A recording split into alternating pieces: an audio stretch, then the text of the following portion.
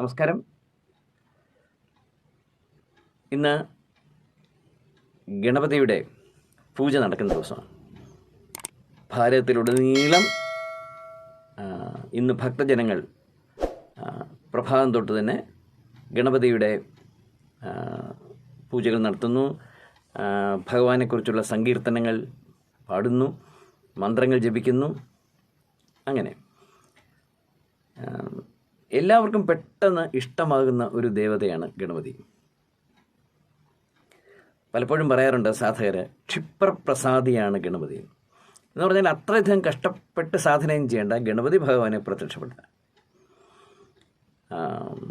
ഒരുപക്ഷെ സാധനയിൽ ആദ്യം നമുക്ക് പ്രത്യക്ഷമാകുന്ന ദേവതയും ഗണപതിയായിരിക്കും.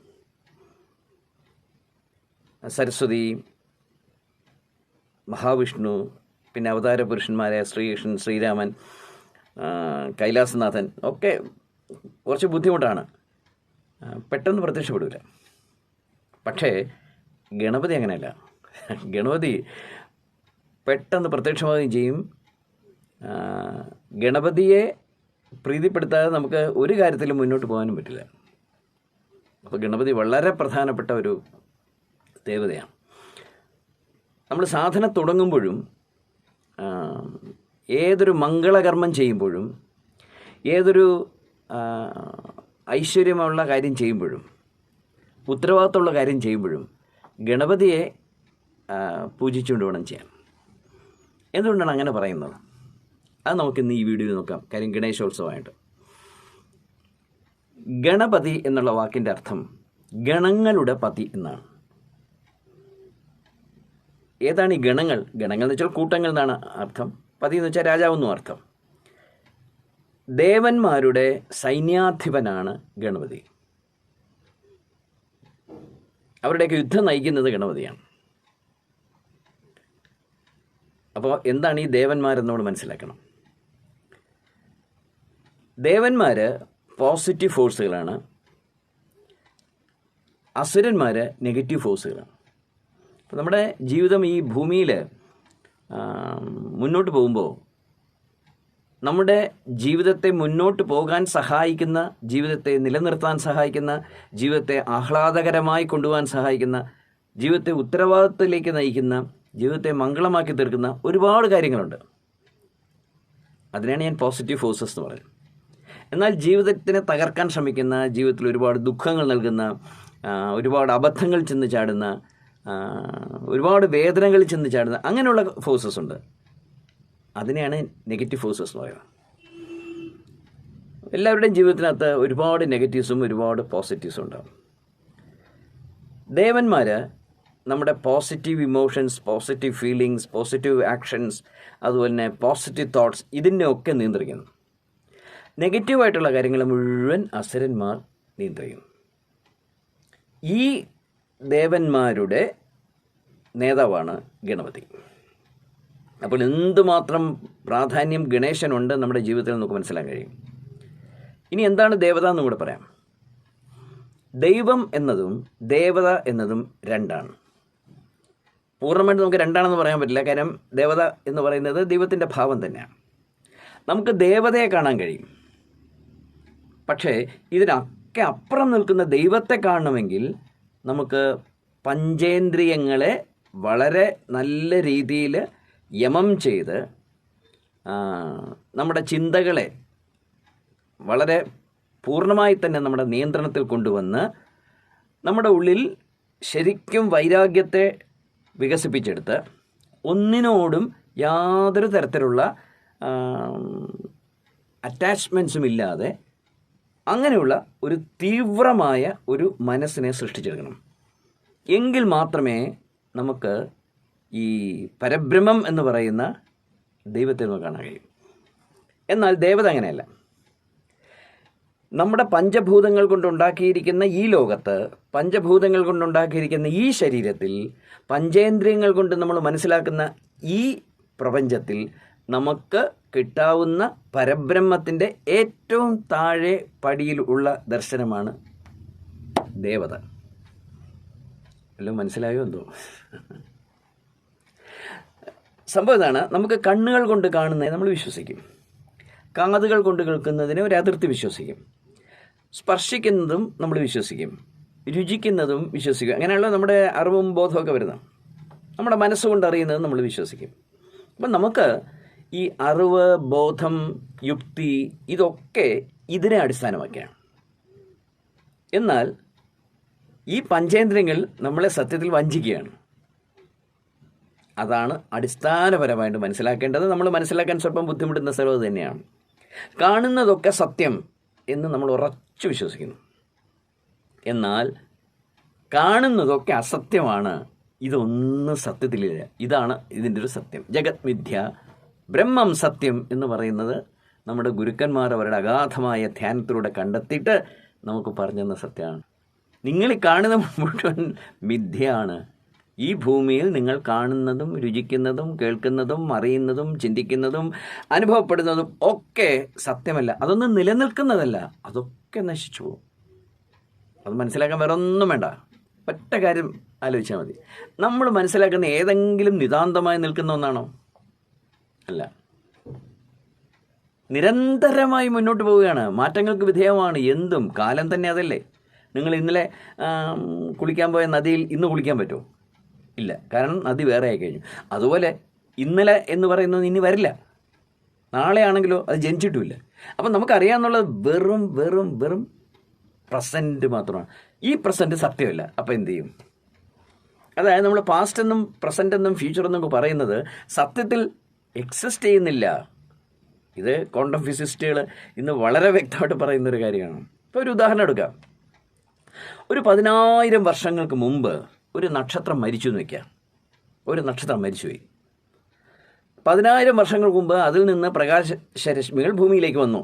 നിങ്ങളിപ്പോൾ മുറ്റത്ത് നിന്ന് ഇറങ്ങി നോക്കുമ്പോൾ ആ നക്ഷത്രത്തെ കാണുന്നു. നിങ്ങൾ പറയുന്നു, ആഹാ മനോഹരമായൊരു നക്ഷത്രം. സത്യത്തിൽ ആ നക്ഷത്രം ഉണ്ടോ? ഇല്ല. സത്യത്തിൽ നിങ്ങൾ കാണുന്നത് ആ നക്ഷത്രത്തിൻ്റെ ഭൂതകാലത്തെയാണ്, അതിൻ്റെ പാസ്റ്റിനെയാണ്. പക്ഷെ പ്രസൻറ്റിൽ നിന്നുകൊണ്ട് നിങ്ങൾ അത് പ്രസൻറ്റായി കാണുന്നു. വ്യക്തമല്ലേ? ഭൂതവും ഭാവിയും വർത്തമാനവും എന്നൊക്കെ പറയുന്നത് നമ്മുടെ തോന്നലുകൾ മാത്രമാണ്. അത് യഥാർത്ഥത്തിൽ ഉള്ളതല്ല. അതൊരു ഡയമെൻഷനാണ്. നീളം, വീതി എന്നൊക്കെ പറയുന്നത് റിലേറ്റീവ് അല്ലേ? ഒന്നിനോട് ചേർത്ത് വായിക്കുമ്പോൾ നമ്മൾ ഒന്ന് നീളമുള്ളത് നീളമില്ലാത്തതെന്ന് പറയും. മകന് പൊക്കമില്ല, അച്ഛന് പൊക്കമുണ്ട്, അച്ഛനേക്കാൾ മകന് പൊക്കം കുറവാണെന്ന് പറയും. ഇതൊക്കെ റിലേറ്റീവാണ്, നിതാന്തമായ സത്യമല്ല. അതുപോലെ കാലവും അതെ. സംശയമുള്ളവർ ആൽബർട്ട് ഐൻസ്റ്റീനോട് ചോദിച്ചാൽ മതി, അദ്ദേഹം വളരെ വ്യക്തമാക്കി തരും. You spend a year at the top of Mount Everest, you can celebrate New Year's 15 microseconds earlier than someone who has spent a year at sea level, because they were closer to the curvature of space-time due to the Earth's mass.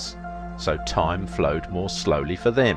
Because of Einstein, we know space and time are fluid and are affected by gravity and velocity. And it may make us feel uncomfortable to think something so fundamental to our existence can be considered an illusion. But quoting Einstein, the distinction between the past, present and future is only a stubbornly persistent illusion. പക്ഷേ ഇത് നമുക്ക് ബോധ്യമാവാൻ പറ്റില്ല. അപ്പോഴും നമ്മൾ അവൻ ഇന്നലെ കഴിഞ്ഞു പോയില്ലേ, ഇന്നത് സത്യമല്ലേ, നാളെ സംഭവിക്കില്ലേ. ഇന്നും നാളെയും കഴിഞ്ഞ കാലം എന്നൊക്കെ പറയുന്നത് നമ്മുടെ തോന്നലാണെന്ന് നമുക്ക് വിശ്വസിക്കാൻ പറ്റാത്തതിൻ്റെ കാര്യം, നമ്മൾ ഈ ഭൂലോകത്ത് കാണുന്നതും കേൾക്കുന്നതും ഒക്കെ ഈ ഒരു നിയമത്തിൽപ്പെട്ടതാണ്. സൃഷ്ടി, സ്ഥിതി, സംഹാരം. എല്ലാം സൃഷ്ടിക്കപ്പെടും, എല്ലാം കുറച്ചാലും നിൽക്കും, എല്ലാം സംഹരിക്കപ്പെടും. ഈ സൂര്യൻ ഒരു കാലത്ത് അവസാനിക്കും, ഈ ഭൂമി ഒരു കാലത്ത് അവസാനിക്കും. എന്തും നമ്മൾ മരിക്കും, പ്രപഞ്ചവും മരിക്കും, എല്ലാം മരിക്കും. അങ്ങനെ ഒരിക്കലും മരിക്കാത്ത എന്തെങ്കിലും ഉണ്ടോ? ഒരിക്കലും നശിക്കാത്ത എന്തെങ്കിലും ഉണ്ടോ? അതിനെയാണ് നിത്യജീവൻ എന്നൊക്കെ പറയുന്നത് അല്ലേ? ഭഗവത്ഗീതയിൽ ഭഗവാൻ വളരെ വ്യക്തമായിട്ട് പറയുന്നുണ്ട്, നീ എപ്പോഴാണോ നീ ജീവാത്മാവാണെന്ന സത്യം നീ തിരിച്ചറിയുന്നു, അപ്പോൾ മാത്രമേ ആ നിത്യത എന്താണെന്ന് നിനക്ക് മനസ്സിലാക്കാൻ കഴിയൂ. അതുകൊണ്ട് അദ്ദേഹം അർജുനോട് പറയുന്നു, അർജുന, നീ ആരെയും കൊല്ലുന്നുമില്ല, ആരും നിന്നെ കൊല്ലാൻ വരുന്നില്ല. ഇത് മനസ്സിലാക്കാൻ എളുപ്പമല്ല. കാരണം നമ്മുടെ ബുദ്ധി വളരെ ജോമെട്രിക് പാറ്റേണിലാണ് വർക്ക് ചെയ്യുന്നത്. ഇതൊന്നും അല്ലാത്തൊരു കാര്യം നമുക്ക് ചിന്തിക്കാൻ പറ്റില്ല. ഇപ്പോൾ നമ്മൾ ഒരിക്കലും കണ്ടിട്ടില്ലാത്തൊരു നിറത്തെക്കുറിച്ച് നമുക്ക് ചിന്തിക്കാനേ പറ്റില്ല. ലിമിറ്റഡാണ് നമ്മുടെ ഇൻ്റലക്റ്റ്, ലിമിറ്റഡാണ് നമ്മുടെ ചിന്തകൾ, ലിമിറ്റഡാണ്. പക്ഷെ നമ്മൾ അൺലിമിറ്റഡിലേക്ക് വളരണം. എങ്കിൽ, അങ്ങനെ സംഭവിക്കണമെങ്കിൽ ഈ മിഥ്യയിൽ നിന്ന് പുറത്തു വരണം, ഈ ഉറക്കത്തിൽ നിന്ന് പുറത്തു വരണം. അതിനെയാണ് സാധന എന്ന് പറയുന്നത്. നിങ്ങൾക്ക് അതിനൊന്നും ഞാൻ തയ്യാറല്ല എന്ന് പറഞ്ഞപ്പോൾ ഒന്നും ചെയ്യാൻ പറ്റില്ല. അങ്ങനെ ഇരിക്കാം. ഞാൻ വിചാരിക്കുന്നതാണ് ശരി, ഈ ശാസ്ത്രജ്ഞന്മാരൊക്കെ പറയുന്നതിനപ്പുറമൊന്നുമില്ല എന്നൊക്കെ നിങ്ങൾ വിചാരിച്ചുകൊണ്ട് നടക്കുകയാണെങ്കിൽ നിങ്ങൾക്ക് നടക്കാം, മരണം വരെ നടക്കാം. പക്ഷേ അല്ല, ഇതിനൊക്കെ അപ്പുറം ഈ മഹർഷിമാർ വളരെ അഗാധമായ ധ്യാനത്തിലൂടെയും വളരെ കഷ്ടപ്പെട്ട് മനസ്സിലാക്കിയ സത്യങ്ങൾ എന്തോ ഉണ്ട് എന്ന് നിങ്ങൾക്ക് തോന്നുന്ന ഒരു ദിവസം വരും, ഈ ജന്മത്തിൽ അല്ലെങ്കിൽ വേറൊരു ജന്മത്തിൽ. അപ്പോൾ നിങ്ങൾ നിങ്ങളുടേതായ സാധന തുടങ്ങും. അപ്പോഴാണ് കണ്ണുകൾ കൊണ്ട് കാണാത്തതും എന്നാൽ കണ്ണുകളെ കാണാൻ പ്രേരിപ്പിക്കുന്നതും, കാതുകൾ കൊണ്ട് കേൾക്കാനാവാത്തതും എന്നാൽ കാതുകളെ കേൾക്കാൻ പ്രേരിപ്പിക്കുന്നതും, മനസ്സുകൊണ്ട് ചിന്തിക്കാനാവാത്തതും എന്നാൽ മനസ്സിനെ ചിന്തിപ്പിക്കുന്നതും, അങ്ങനെയൊക്കെയുള്ള ഒരു വലിയൊരു സത്യം ഈ പ്രപഞ്ചത്തിലുണ്ട് എന്ന് മനസ്സിലാക്കണം. ആ സത്യം മനസ്സിലാക്കുമ്പോൾ മാത്രമേ നമുക്ക് ദൈവം എന്നൊരു സംഭവവും ദേവത എന്നും ഒക്കെ കൃത്യമായിട്ട് മനസ്സിലാക്കാൻ പറ്റും. നമ്മളിപ്പോൾ ശരിക്കും ജപവും ധ്യാനവും ഒക്കെ ചെയ്യുന്ന ഒരു ശാസ്ത്രജ്ഞനാണെന്ന് വിചാരിക്കുക. എന്ന് വെച്ചാൽ ഞാൻ ആധ്യാത്മിക ശാസ്ത്രജ്ഞനെ പറ്റി പറയണം. ഈശ്വരനുണ്ടോ എന്നൊരു ചോദ്യത്തിന് ഉത്തരം കണ്ടെത്താനായി മഹർഷിമാർ പറഞ്ഞിരിക്കുന്ന അതേ രീതിയിൽ മുന്നോട്ട് പോകുന്ന, അതിനുവേണ്ടി എന്ത് ത്യാഗവും ചെയ്യാൻ തയ്യാറായിട്ടുള്ള, അതിനു വേണ്ടി ഈ ജീവിതം ഒഴിഞ്ഞു വച്ചിരിക്കുന്നു. അങ്ങനെയല്ലേ പറ്റൂ. ശാസ്ത്രത്തിന് വേണ്ടി എത്രയോ ലക്ഷം ആളുകൾ ജീവിതം ഒഴിഞ്ഞു വെച്ചു. അങ്ങനെയല്ലേ നമുക്ക് ഇത്രയും ശാസ്ത്രം വളർന്നത്. സാഹിത്യത്തിന് വേണ്ടി ഒഴിഞ്ഞു വെച്ചല്ലേ, അതിലെ സാഹിത്യം വളർന്നത്. എന്തും അങ്ങനെ തന്നെ. ഞാനൊരു നല്ല ലോകത്തിലെ തന്നെ ഏറ്റവും നല്ല ഒരു വലിയ സാഹിത്യകാരന്മാർക്കിടയിൽ ഒരാളാവണം എന്ന് ഞാൻ തീരുമാനിച്ചാൽ പ്രവർത്തിച്ചാൽ എനിക്ക് എപ്പോഴും എഴുത്തേ പറ്റൂ. ഒരുപക്ഷെ എൻ്റെ കുടുംബാംഗങ്ങൾ പോലും അതുകൊണ്ട് എന്നെ വെറുത്തുന്നിരിക്കും. പക്ഷേ അങ്ങനെ ശാസ്ത്രത്തിനായാലും എന്തിനായാലും ഒരു ഫുൾ ഡെഡിക്കേഷൻ വേണം. ആ ഫുൾ ഡെഡിക്കേഷൻ ആയതുകൊണ്ടാണ് അവർ എല്ലാ പ്രപഞ്ചബന്ധങ്ങളിൽ നിന്നും വിട്ടു നിൽക്കുന്നത്. പ്രപഞ്ചബന്ധങ്ങൾ മോശമുണ്ടല്ല, അവർക്കതറിഞ്ഞേ പറ്റും. അതിനുവേണ്ടി നമ്മൾ ബിസിനസ്സൊക്കെ കുഴപ്പമില്ല, ഡ്രിവൺ ബൈ എ പാഷൻ എന്ന് പറയില്ലേ, ആ പാഷൻ ഉള്ളിലുള്ളവർക്ക് അത് മനസ്സിലാവും എന്തിനാണെന്ന്, മറ്റുള്ളവർക്ക് അത് മനസ്സിലാവില്ല. അങ്ങനെ സത്യത്തെ തേടി പോകാനുള്ള കരുത്തുണ്ടെങ്കിൽ പതുക്കെ പതുക്കെ പതുക്കെ പതുക്കെ നമ്മൾ നമ്മുടെ ഉള്ളിലെ ആ കണ്ണ് തുറന്നിട്ട് നമ്മൾ മനസ്സിലാക്കി തുടങ്ങും സത്യങ്ങൾ. അപ്പോൾ നമ്മൾ ഈ പ്രപഞ്ചത്തിൻ്റെ സൃഷ്ടിയിൽ ഏറ്റവും പ്രധാനപ്പെട്ട ഒരു കാര്യമാണ് ദേവതകളെന്ന് മനസ്സിലാക്കും. പോസിറ്റീവ് ഫീലിങ്സ് ആൻഡ് പോസിറ്റീവ് ഇമോഷൻസിനെ കൺട്രോൾ ചെയ്യുന്ന ആ സെൻറ്ററാണ്, അവിടുത്തെ ദേവതയാണ് ആര്? ഗണപതി. അല്ലെങ്കിൽ ഈശ്വരൻ ഗണപതിയുടെ രൂപത്തിൽ നിൽക്കുന്നു. ആ ഈശ്വരൻ തന്നെ കൈലാസനാഥൻ്റെ രൂപത്തിൽ നിൽക്കും. ആ ഈശ്വരൻ തന്നെയാണ് ദേവിയുടെ രൂപത്തിൽ നിൽക്കുന്നത്. ഇത് നമ്മൾ മനസ്സിലാക്കണം. നമുക്ക് ഏറ്റവും അത്യാവശ്യമുള്ള കാര്യമാണ് പോസിറ്റീവായിട്ട് ചിന്ത, പോസിറ്റീവായിട്ട് ഫീലിങ്സ്, പോസിറ്റീവായിട്ടുള്ള ഇമോഷൻസ്. ഇതില്ലെങ്കിൽ ഒന്നിലും വിജയിക്കാൻ പറ്റില്ല. അതായത് നെഗറ്റീവായിട്ട് ചിന്തിക്കുന്ന ആളുകൾ ഒരു റിസൾട്ട് ഉണ്ടാക്കില്ല.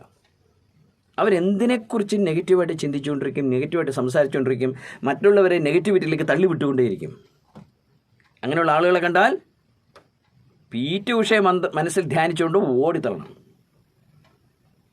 എൻ്റെ ഒരു സുഹൃത്ത്, അദ്ദേഹം എന്തിനെക്കുറിച്ചും നെഗറ്റീവായിട്ടേ പറയുള്ളൂ, ഏത് കാര്യത്തെക്കുറിച്ചും. ഇപ്പോൾ ഞാൻ പറയുകയാണ്, ഇപ്പോഴത്തെ ഈ കോവിഡിന് വാക്സിൻ കണ്ടെത്തിയത് എന്തൊരു ഭാഗ്യമല്ലേ, അല്ലെങ്കിൽ എന്ത് ചെയ്യുമായിരുന്നു ഞാൻ പറയണം. ഉടൻ തന്നെ അദ്ദേഹം പറയും വാക്സിൻ, ഇതൊന്നും കൊണ്ട് നടക്കൊന്നുമില്ല, ഇതൊക്കെ ചുമ്മാ കള്ളം. വാക്സിൻ വന്ന് എടുത്തവർ എത്രയോ മരിച്ചു പോയില്ലേ. എത്ര ന്യൂനപക്ഷമാണ് മരിച്ചു പോയത്, അല്ലെങ്കിൽ നെഗ്ലിജബിളാണ്. ഒരു വാക്സിൻ്റെ റിസൾട്ട് നോക്കുമ്പോൾ നമ്മുടെ കോവിഡിനെതിരെയുള്ള വാക്സിനൊക്കെ സൂപ്പർ വിജയമാണ്. പക്ഷേ അദ്ദേഹത്തിനത് നെഗറ്റീവായിട്ടേ കാണും. ആരെക്കുറിച്ചും നെഗറ്റീവായിട്ട് മാത്രമേ സംസാരിക്കൂ. നിങ്ങളൊരു പാട്ട് പാടുകയാണെങ്കിൽ അതിൽ 10 തെറ്റുകൾ കണ്ടെത്തും. നിങ്ങളൊരു കവിത ചൊല്ലുകയാണെങ്കിൽ അതിലും അവിടെ തെറ്റ്. എന്തിനാണ് ഈ തെറ്റിനെ കാണുന്നത്? ഈ തെറ്റിനെ കണ്ട് അതിനെ ചൂണ്ടിക്കാണിക്കാൻ നടക്കുന്നവർക്ക് ഒരിക്കലും നന്നായിട്ട് ഒന്നും ചെയ്യാൻ പറ്റില്ല. M. കൃഷ്ണൻ നായർ സാറാണ് സാഹിത്യവാരഫലം എഴുതി കൊണ്ടുവന്ന മലയാളത്തിൽ. എൻ്റെ അധ്യാപകനും എന്നോട് വളരെ സ്നേഹമുള്ള ആളുമാണ്. അദ്ദേഹം മരിച്ചുപോയി. അദ്ദേഹം സാഹിത്യവാരഫലത്തിലൂടെ ഈ കഥകളെയും കവിതകളെയും നോവലുകളൊക്കെ അങ്ങനെ രൂക്ഷമായും പക്ഷെ അതിരസകരമായിട്ടും വിമർശിച്ചിരുന്നു. ആ കാലഘട്ടം നമ്മൾ എടുത്തു നോക്കുകയാണെങ്കിൽ നല്ല സാഹിത്യകാരന്മാരാരും രംഗത്ത് വന്നിട്ടില്ല ആ കാലഘട്ടത്തിൽ. കാരണം ഇദ്ദേഹത്തെ ഭയങ്കര പേടിയായിരുന്നു. അത് കഴിഞ്ഞ് അദ്ദേഹത്തിൻ്റെ കാലം കഴിഞ്ഞ് മലയാള സാഹിത്യം നോക്കൂ, മലയാള സാഹിത്യം അസാധ്യമായിട്ട് വളരുകയാണ്. അപ്പോൾ ഒരു വിമർശകൻ ഉള്ളിടത്തോളം കാലം വളർച്ച നിൽക്കില്ല, വളർച്ച മുരടിച്ചു പോകും. നമ്മൾ വിചാരിക്കുക വിമർശനം കൊണ്ട് വളരുന്നു, വിമർശനം കൊണ്ട് വളരുകയില്ല. തെറ്റുകൾ ചൂണ്ടിക്കാണിക്കാം, പക്ഷേ ആ തെറ്റുകൾ ചൂണ്ടിക്കാണിക്കുന്നത് 10 പോസിറ്റീവായിട്ടുള്ള കാര്യങ്ങൾ പറഞ്ഞതിന് ശേഷമായിരിക്കണം. അതായത് മിക്സ്ചറിലെ കപ്പലിൻ്റെ പോലെ പറയുമോ, അല്ലാതെ കപ്പലിൻ്റെ ഇടയിൽ മിക്സ്ചർ ആവരുത്. ഇപ്പോൾ നമ്മുടെ സോങ് ഫെസ്റ്റിവൽസൊക്കെ ഉണ്ടല്ലോ, കോമ്പറ്റീഷൻസൊക്കെ ഈ ചാനലിലൊക്കെ ഉണ്ടല്ലോ, അങ്ങനെയുള്ള ഷോസ്. അതിൽ കുട്ടികൾ പാടുമ്പോൾ തെറ്റുകൾ വരും, അല്ലെങ്കിൽ പാട്ടുകാരൻ പാടുമ്പോൾ തെറ്റുകൾ വരും. അതിലെ ജഡ്ജസ് ചൂണ്ടിക്കാണിക്കും തെറ്റുകൾ. പക്ഷേ അത് ഒരുപാട് നല്ല ഗുണങ്ങൾ ഉണ്ട് എന്ന് അവരെ പറഞ്ഞ് മനസ്സിലാക്കിയിട്ടാണ് ആ തെറ്റ് ചൂണ്ടിക്കാണിക്കുന്നത്. അല്ലെങ്കിൽ തകർന്നു പോകും, അവർ മനസ്സുകൊണ്ട് തകർന്നു പോകും. ഏതൊരു കലാകാരനും, ഏതൊരു പാട്ടുകാരനും, ഏതൊരു എഴുത്തുകാരനും ഏറ്റവും അത്യാവശ്യം അവനെ പ്രോത്സാഹിപ്പിക്കുന്നവരായിരിക്കണം അവൻ്റെ ചുറ്റും. അവൻ്റെ തെറ്റും കുറ്റവും കണ്ടുപിടിക്കുന്ന ആവരുത്. നെഗറ്റിവിറ്റിയുടെ വലിയൊരു പ്രോബ്ലമാണ്. അപ്പം നമ്മൾ ഒരിക്കലും നെഗറ്റീവ് ആവരുത്, നമ്മൾ വളരെ പോസിറ്റീവായിരിക്കണം. അങ്ങനെ പോസിറ്റീവ് ആയിരിക്കണമെങ്കിൽ എന്ത് ചെയ്യണം? ഗണപതിയെ പൂജിക്കണം. കാരണം ഈ പോസിറ്റിവിറ്റിയുടെ മുഴുവൻ നേതാവ് അദ്ദേഹമാണ്. നമ്മുടെ ഉള്ളിലേക്ക് നെഗറ്റീവായ അസുരന്മാർ കടന്നു വരാതെ നമ്മുടെ മനസ്സിനെ കാത്തു സൂക്ഷിക്കുന്ന ദേവനാണ് ആര്? ഗണപതി. ഒരുപാട് നെഗറ്റീവ് ക്വാളിറ്റീസ് നമ്മുടെ മനസ്സിലേക്ക് വരാം. അസൂയ വലിയൊരു നെഗറ്റീവ് ക്വാളിറ്റിയാണ്. നമ്മുടെ അതേ ഫീൽഡിൽ നിൽക്കുന്ന വേറൊരു വ്യക്തിക്ക് നമ്മളെക്കാൾ കൂടുതൽ പ്രാധാന്യം കിട്ടുന്നു എന്ന് മനസ്സിലാകുമ്പോൾ മനസ്സിനകത്ത് തോന്നുന്നു അസൂയ. നമ്മളെക്കാൾ പണക്കാരനായ ഒരു വ്യക്തിയെ കാണുമ്പോൾ അത് തോന്നുന്ന അസൂയ. നമ്മളെക്കാൾ യൗവനം സൂക്ഷിക്കുന്ന ഒരു വ്യക്തിയെ കാണുമ്പോൾ കാണുന്ന അസൂയ. നമ്മളെക്കാൾ സുന്ദരന്മാരും സുന്ദരികളെയും കാണുമ്പോൾ അതിനെ പറയും വേണ്ട, ഭയങ്കര അസൂയ. നന്നായി പാടുന്നവരോട്, നന്നായി സംസാരിക്കുന്നവരോട്, നന്നായി സ്നേഹിക്കുന്നവരോട്, നന്നായി മറ്റുള്ളവരെ ബഹുമാനിക്കുന്നവരോട്, എല്ലാവർക്കും അങ്ങനെയുള്ള എല്ലാവരോടും ആൾക്ക് അസൂയ വരും. ആ അസൂയ എന്ന് പറയുന്നത് വളരെ നെഗറ്റീവ് ഒരു ക്വാളിറ്റിയാണ്. മറ്റുള്ളവരുടെ കാര്യങ്ങൾ അടിച്ചു മാറ്റാനുള്ള, മറ്റുള്ളവരിൽ നിന്ന് എടുത്ത് തൻ്റേതാക്കാനുള്ളൊരു വൃത്തികെട്ട മനോഭാവം. അഹങ്കാരം നെഗറ്റീവാണ്, പൊങ്ങച്ചം നെഗറ്റീവാണ്, മറ്റുള്ളവരോട് ഇൻഡിഫറൻ്റായിട്ട് പെരുമാറുക, ഇതൊക്കെ നെഗറ്റീവ് ക്വാളിറ്റീസാണ്. തനിക്ക് പ്രാധാന്യം കൊടുത്ത് ജീവിക്കുക, അത് വല്ലാത്തൊരു നെഗറ്റീവാണ്. ആധ്യാത്മികയിൽ മുന്നോട്ട് പോവുകയില്ല. ഞാനാണ് വലുത്, എന്നെ എല്ലാവരും ബഹുമാനിക്കണം, അല്ലേ? ഈ ഒരു രീതി ഒരിക്കലും ആധ്യാത്മികയിൽ ഒട്ടും ചേർന്നതേ അല്ല. പിന്നെ ഭൗതിക കാര്യങ്ങളോടുള്ള വല്ലാത്തൊരു സ്നേഹം, ബഹുമാനം, ഇതും വളരെ തെറ്റാണ്. നമ്മുടെ പല സിനിമാ നടന്മാരും അവർ വാങ്ങിക്കുന്ന കാറുകളും അതിനെക്കുറിച്ചൊക്കെ ഇങ്ങനെ ടി വിയിൽ ഇട്ടിട്ട് അല്ലെങ്കിൽ ചാനലിലൊക്കെ ചർച്ചയിലൊക്കെ എത്ര മോശമായൊരു മാനസികാവസ്ഥയാണ് ആലോചിച്ചു. ശരിക്കും മോശമാണ്. ഒരു മനുഷ്യന് അത്യാവശ്യമല്ല ഇത്രയും വില കൂടിയ കാറുകൾ. ഇതൊരു 12 എണ്ണം വീട്ടിൻ്റെ ഫ്രണ്ട് നിന്നിട്ട് നാണമില്ലാതെയാണ് ഈ ഫോട്ടോയിൽ എടുത്തിട്ട് കാണിക്കുന്നത്. എന്തുകൊണ്ടാണ് ഞാൻ നാണമില്ല എന്ന് പറഞ്ഞത്? എന്തുകൊണ്ടാണ്? അതിൻ്റെ ആവശ്യമില്ലാത്തതുകൊണ്ട്. ആ പണം എത്രയോ ആളുകളെ സഹായിക്കാൻ പറ്റുന്നൊരു പണമാണ്. അതിനെയല്ലേ വേസ്റ്റാക്കിയിട്ടിരിക്കുന്നത്. എന്തിനാണ് 5 നിലയും 10 നിലയുള്ള വീടുകൾ വയ്ക്കുന്നത്? 350 റൂമുള്ള വീടൊക്കെ ഇവിടെ ഓരോ പണക്കാർക്കുണ്ട്. എന്തിനാണത്? എത്രയോ പാവപ്പെട്ടവരുടെ ഏറ്റവും വലിയ സ്വപ്നമാണ് കയറി കിടക്കാൻ ഒരിടം എന്ന് പറയുന്നത്. അത് കൊടുത്തുകൂടെ? അത് കൊടുക്കാതെ 350 മുറികളിൽ ഇരുന്ന് രാവിലെ ബ്രേക്ക്ഫാസ്റ്റ് കഴിക്കുമോ? എന്തിനാണിതൊക്കെ?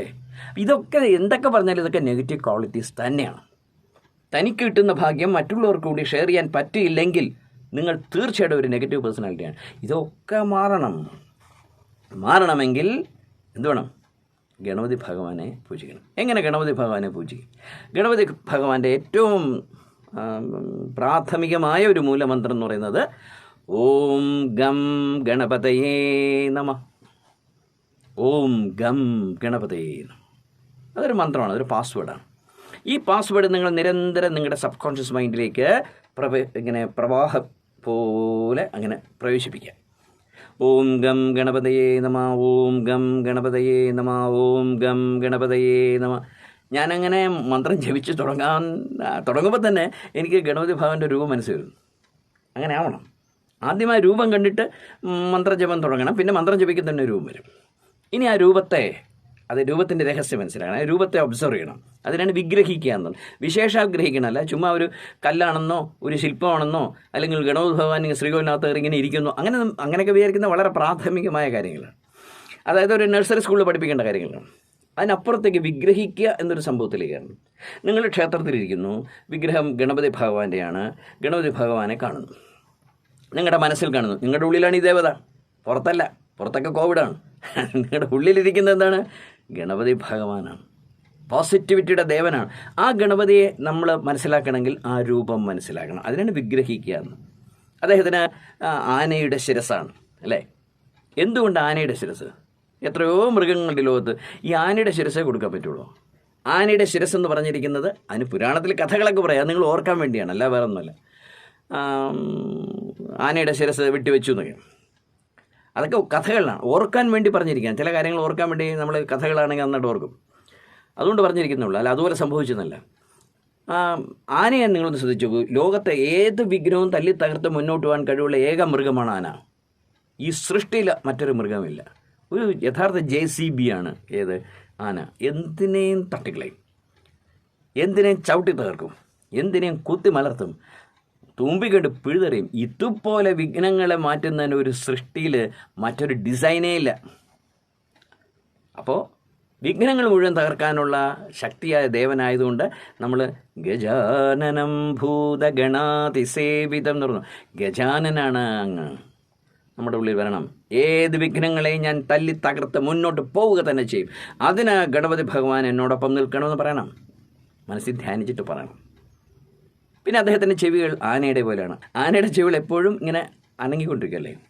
നമ്മളും എപ്പോഴും നമ്മുടെ ശ്രദ്ധ എപ്പോഴും നിലനിൽക്കണം. എവിടെയും, നമ്മൾ കാർ ഓടിക്കുമ്പോഴും, നമ്മൾ സംസാരിക്കുമ്പോഴും, നമ്മൾ ആഹാരം കഴിക്കുമ്പോഴും.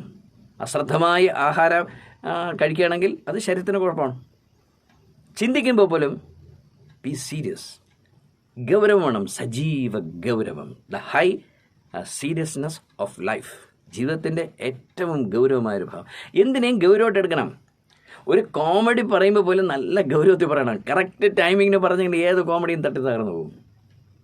വളരെ ഗൗരവം വേണ്ട ഒരു കാര്യമാണ് കോമഡി പറയുക. നമ്മളൊരു കോമഡി അല്ലേ, കോമഡി തന്നെ, പക്ഷേ ഏറ്റവും സീരിയസ് ആയിട്ട് പറയേണ്ട ഒരു കാര്യമാണ്. എന്തും ഒരു നടൻ അഭിനയിക്കുമ്പോൾ വളരെ സീരിയസ് ആണ്. ആ ജാഗ്രത, ഇതാണ് കാതുകൾ നമുക്ക് തരുന്ന സന്ദേശം. തുമ്പിക്കൈ മുമ്പ് നോക്കാം, കൊമ്പ് നോക്കാം. ഒരു കൊമ്പ് നീളം കൂടിയത്, മറ്റൊരു കൊമ്പ് നീളം കുറഞ്ഞാണ്. വക്രതുണ്ട മഹാകായ. വക്രതുണ്ടെന്ന് വെച്ചാൽ ഒരു ചെറിയൊരു ഫ്രാക്ചർ പറ്റിയിട്ടുണ്ട്. ഒന്ന് നീളമുള്ളത്.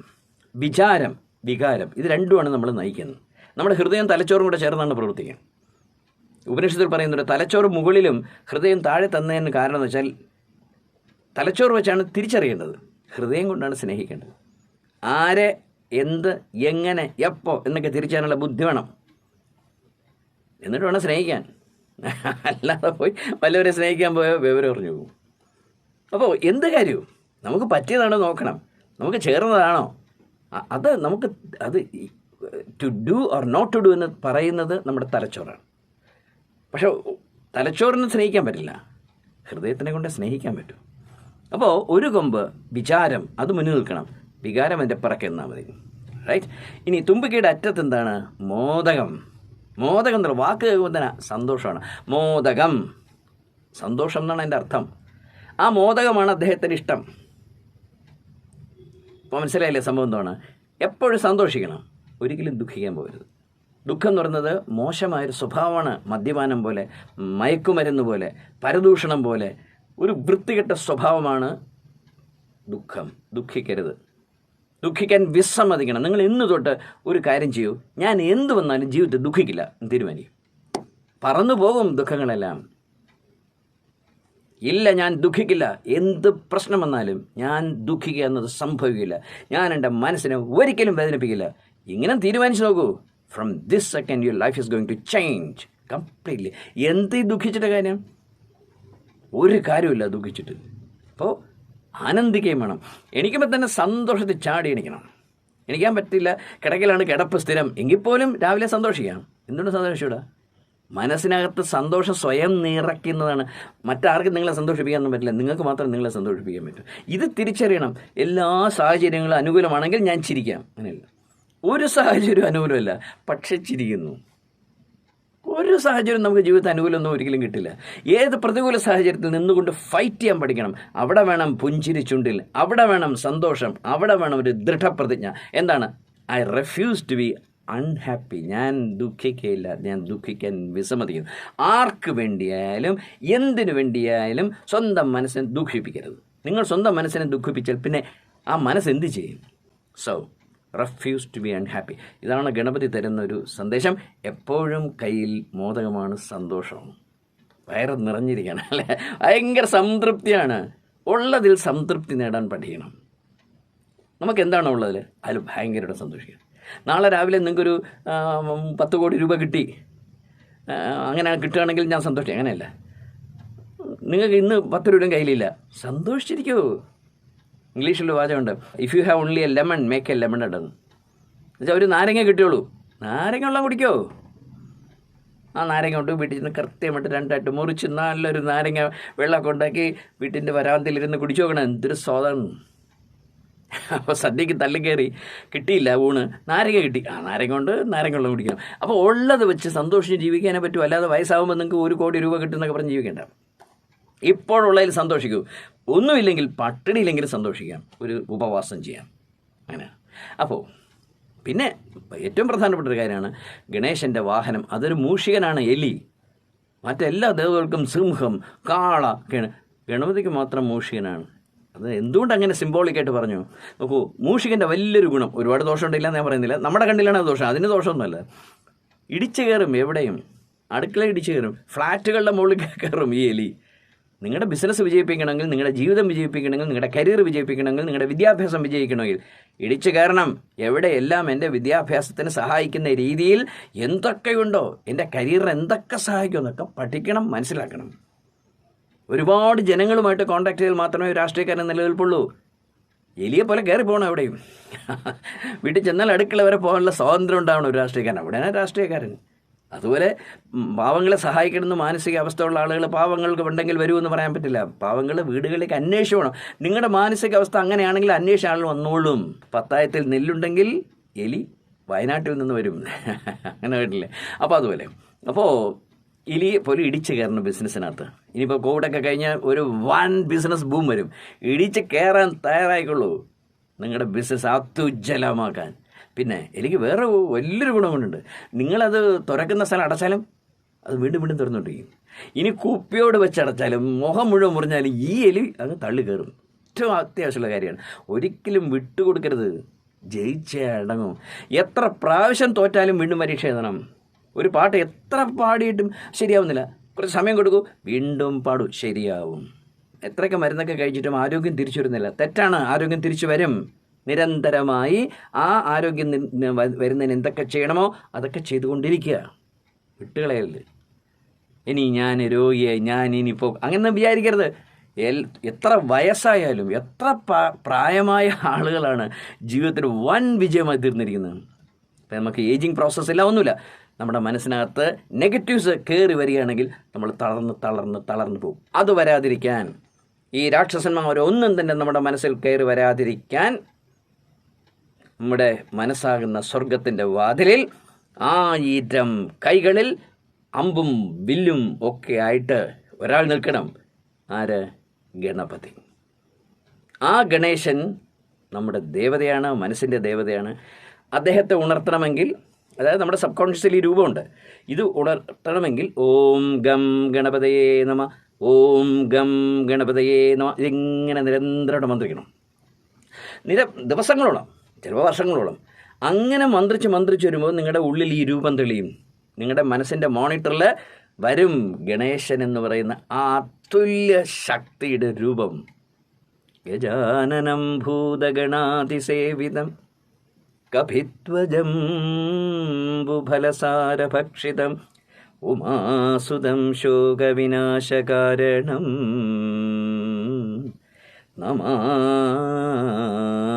വിഘ്നേശ്വരപാദപങ്കജം ജപിച്ചുകൊണ്ട് ഭഗവാനോട് മനസ്സിൽ സംസാരിക്കണം. ഭഗവാനെ, എൻ്റെ ജീവിതത്തിൽ ഇങ്ങനെയൊക്കെ പ്രശ്നമുണ്ട്, എൻ്റെ മനസ്സ് തളരുകയാണ്, എൻ്റെ മനസ്സിൽ വിട്ടുകളയരുത്. അങ്ങ് ഒരൊറ്റ അസുരനെ പോലും എൻ്റെ മനസ്സിലേക്ക് കയറാൻ സമ്മതിക്കരുത്. എൻ്റെ മനസ്സിനകത്ത് ദേവന്മാർ വരണം, പോസിറ്റിവിറ്റി വരണം, സ്നേഹം വരണം, സന്തോഷം വരണം, അല്ലേ? ജീവിതത്തിനകത്ത് ആത്മാഭിമാനം വരണം. നിരന്തരമായി പ്രവർത്തിക്കാനുള്ള, കഠിനമായി അധ്വാനിക്കാനുള്ള ശക്തി എനിക്ക് കിട്ടണം. എനിക്ക് പരാജയ ബോധമേ ഉണ്ടാവരുത്, യാതൊരു ഭയവും ഉണ്ടാവരുത്, ജീവിതത്തിനകത്ത് ദുഃഖമേ ഉണ്ടാവരുത്.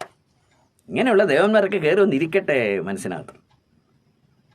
അസുരന്മാരെല്ലാം പുറത്ത് തച്ചാട്ടിക്കളയും ഗണേശൻ. നിങ്ങളുടെ ജീവിതം ഗംഭീര വിജയമാവുകയും ചെയ്യും. വിജയമാകട്ടെ.